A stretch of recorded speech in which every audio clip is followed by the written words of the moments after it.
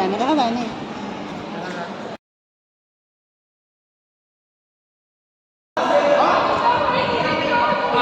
ইয়াত টকা পইচা আছে হয়নে নহয় গাড়ী ঘোঁৰা আছে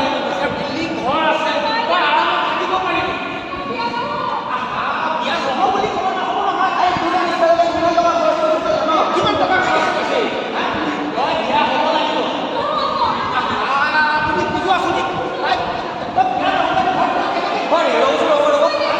ইমান যে চিঞৰ বাখৰ কৰি আছে মানুহৰ মাজত কি হৈছে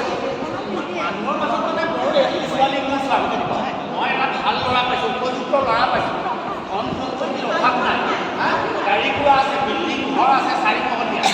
ছোৱালীজনীয়ে আৰামত থাকিব পাৰিব মই বিয়া দিব ওলাইছোঁ তাৰমানে এই ছোৱালীজনী বিয়া দিব ওলাইছোঁ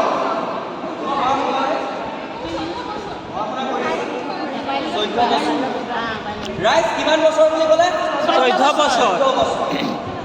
তোমাৰ বয়স ইয়াত গৰ্বৰে কৈছে 17 বছৰ কিমান বয়স 17 বছৰ। 17 বছৰ আৰু আপুনি অভিভাৱক বয়সৰ লগত কি বয়সটো গৈ থাকিব এটা সময় হ'বগৈ হয় এতিয়া এটা ভালকৈ থাকিলেই হ'ল হয় আপুনি কোৱা কথাটোৱে হয় এতিয়া আপোনালোক দুজনকো কৈছোঁ আৰু ৰাইজকো কৈছোঁ শুনক ছোৱালী মানুহ 18 বছৰ নোহোৱা পৰ্যন্ত আৰু ল'ৰা মানুহ 21 বছৰ নোহোৱা পৰ্যন্ত যদি বিবাহ কৰায় তেতিয়াহ'লে আইনমতে দণ্ডনীয় কিমান বছৰ হ'ব লাগিব 18 বছৰ 18 আৰু ল'ৰাৰ 21 বছৰ আৰু সেই যিখন বিয়া হ'ব সেই বিয়াখনত যিসকলে বিয়া খাবলৈ যাব বা সহযোগ কৰিব তেওঁলোকক সমানে কি হ'ব দণ্ডনীয় হ'ব হয়নে নহয় হয় হয় গতিকে 2006 চনৰ আইন মতে যাতে ইয়াক সুৰক্ষা কৰিব পাৰে যেনে যি আমাৰ বাল্য বিবাহ যাতে আমি নাইকিয়া কৰিব পাৰোঁ তাৰ কাৰণে এক ব্যৱস্থা কৰা হৈছে যিসকলে 18 বছৰ বা 21 বছৰৰ তলত বিবাহ কাৰ্যত লিপ্ত হ'ব তেওঁলোকক কি কৰা হ'ব 2 বছৰ জেল আৰু 1 লাখ টকা জৰিমনা কৰা হ'ব কিমান 2 বছৰ জেল হয়নে নহয় হয়। আৰু 1 লাখ টকা জৰিমনা দিব লাগে 1 লাখ টকা আৰু কেতিয়াবা দুইটাই হ'ব পাৰে দুইটাই হ'ব পাৰে তেনেহ'লে মই বিয়া নিদিওঁ নিদিওঁতো মই জেল খাবলৈও নাই আৰু মই 1 লাখ টকা ভৰিবলৈও নাই